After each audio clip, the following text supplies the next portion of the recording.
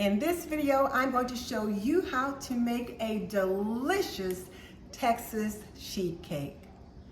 And I also want to welcome you to the Cakewalk.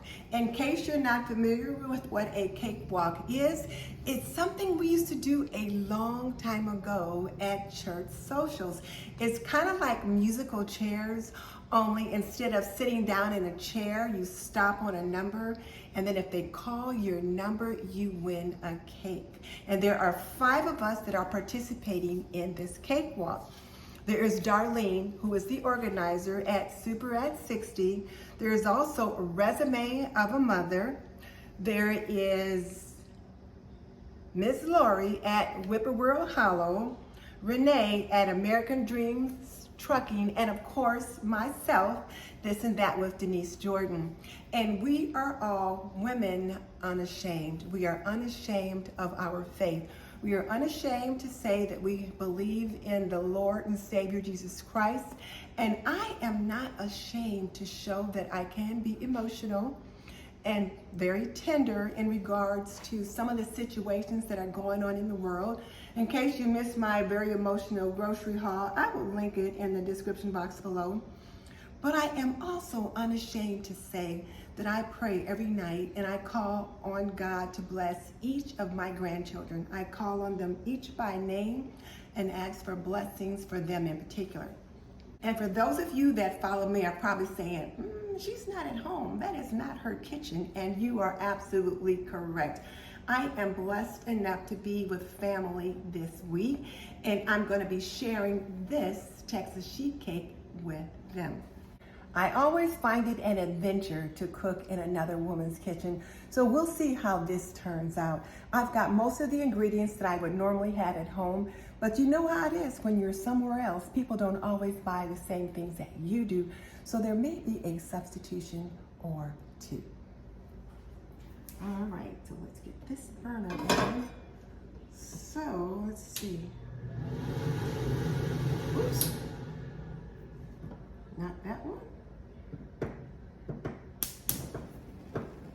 Not that one. Jordy, which is the burner for this front one over here? As I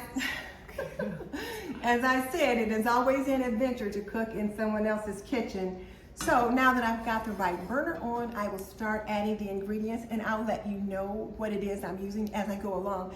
And in case you're wondering who this is my granddaughter Jordan. We are here to celebrate her graduation. She is graduating high school this week. And we are very proud of her and very proud to be here. This is one of the grandchildren that I call on for God to bless by name each night. So, hey guys. All right, so I've already preheated my oven to 350 degrees, and I've also already greased my sheet pan. It is back here. And I've already greased my sheet pan, and I like to use Crisco shortening. So there's that. And now I'm going to add 1 cup of water to this pot. And I probably should have added the water a little bit sooner rather than talking. And 1 cup of butter, which 1 cup of butter is actually 2 sticks of butter.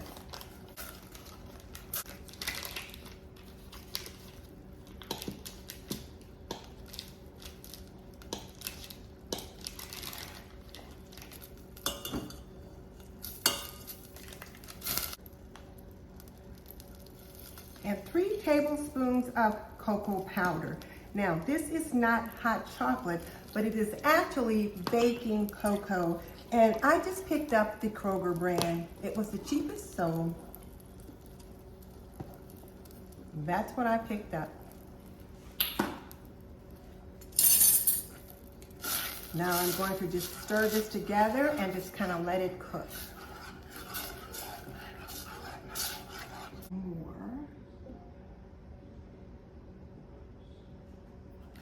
And I'm used to cooking with electricity at home, and this is a gas stove, so it's heating up a little more quickly than I would normally do, so I'm gonna really have to keep an eye on this. And you can smell the chocolate. It is just so chocolatey. And I'm gonna bring this mixture to a boil.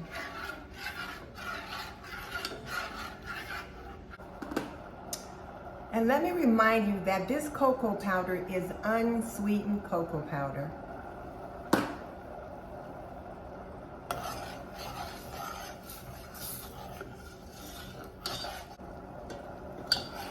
Now that this has come to a boil, I'm going to set it off the heat.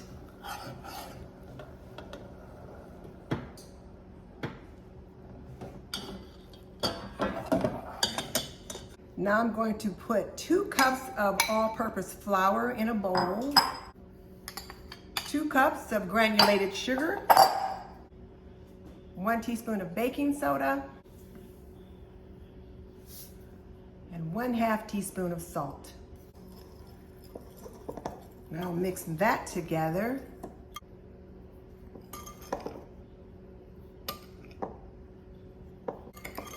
And I just like to make sure that I've got it all mixed together. So I'm just mixing it all around.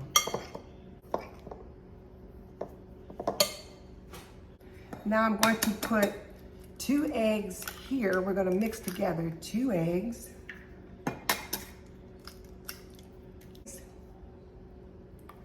1/2 cup of buttermilk. You can use sour cream if you like.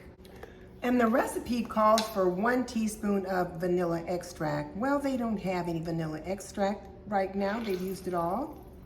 So instead of vanilla extract, I can use honey. Now I'll mix that together.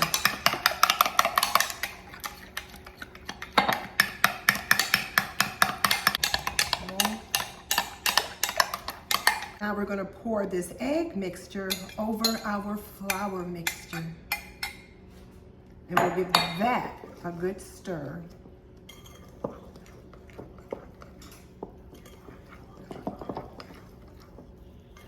Makes a nice little batter.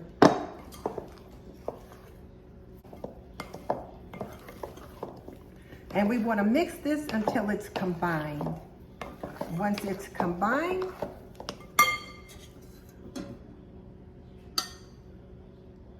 we're going to pour in our chocolate mixture.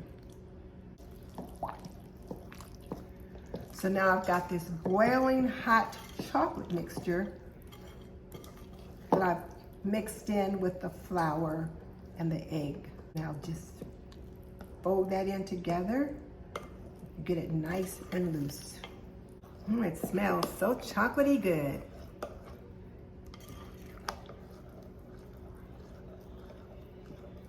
And I need to mix this until there are no lumps. And a Texas sheet cake is sometimes also called a Texas brownie cake because it is just so rich and moist. And then we'll make a frosting to put on it out of confectioner's sugar.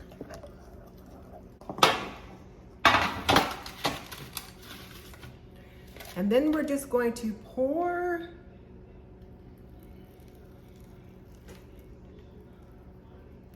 the cake batter into the sheet pan.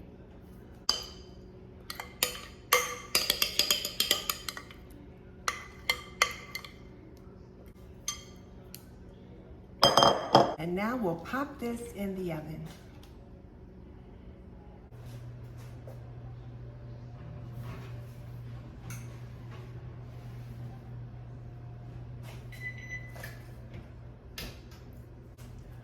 And we're going to let this bake in a preheated oven for about 15 to 20 minutes. And the reason why the bake time is so low is because we placed it on a cookie sheet, so it's very, very thin. It's not the usual thickness that you would have with most cakes. So I can't wait for it to come out. But while it's doing its thing in the oven, I'm going to lick the spoon, and then I'll make the frosting. When I was a girl, we used to always get to lick the spoon when my mom was baking. And there were 6 of us, so sometimes someone would get the spoon, someone would get the bowl, someone would get the beater, that kind of thing. And if you got the bowl, then you just kind of got to go like this with your finger and get the batter like that. And yes, I know there's raw eggs in here. We should not be eating batter, but we did that all the time when we were kids and we were fine. We didn't know better. We don't do that today. But let me get this cleaned up and then I'll get ready to make the frosting. So I just checked in the oven. Looks like it's rising nicely. It's about halfway done. And when it's cooked about halfway, you're supposed to start the icing. So I am going to put my 1 stick of butter or half a cup of butter into my pan.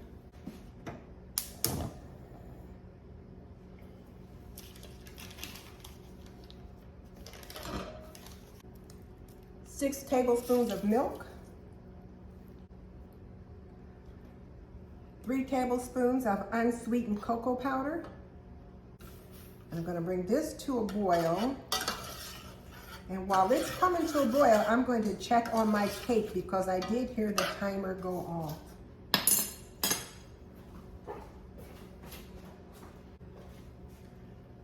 Look at there, it looks great.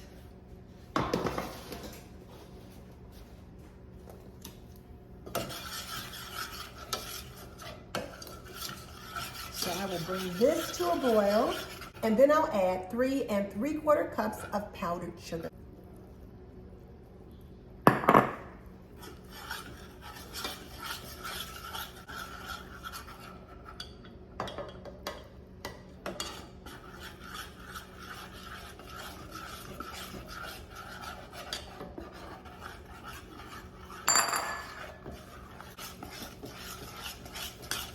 And then you want to stir this or beat it with your handheld mixer until there are no lumps. Since I don't have a handheld mixer, I'll just have to stir it until it's where I want it to be. It's almost going to be like it's a double chocolate cake. And then I like to have pecans or walnuts on top of mine with the frosting. So once I get the frosting as smooth as I can get it, then I'm going to add about a half a cup of chopped pecans into the frosting, and then I'm going to pour it over the still hot cake.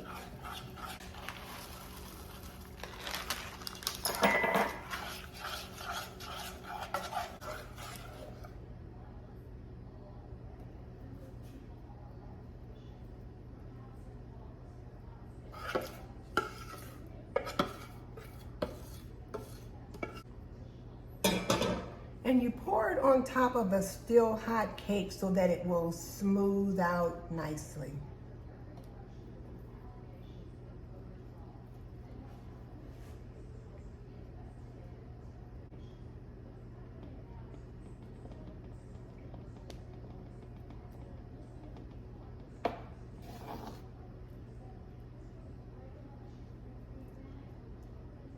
Now I'll let that cool and then we'll have a taste.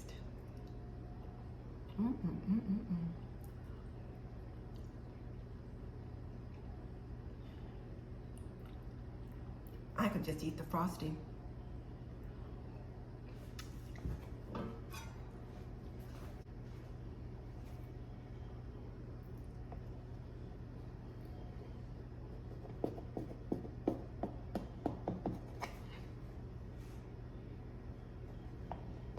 And because it's so rich, you tend to cut it in small pieces. It's still pretty hot.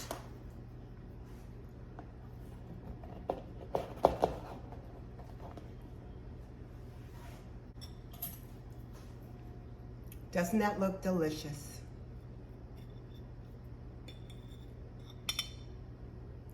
Nice and moist.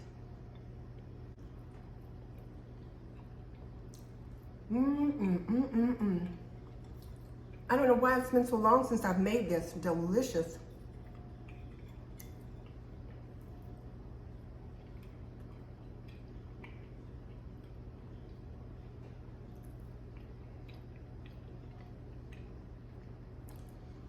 If you've been fiending for chocolate, this double chocolatey treat will do the trick.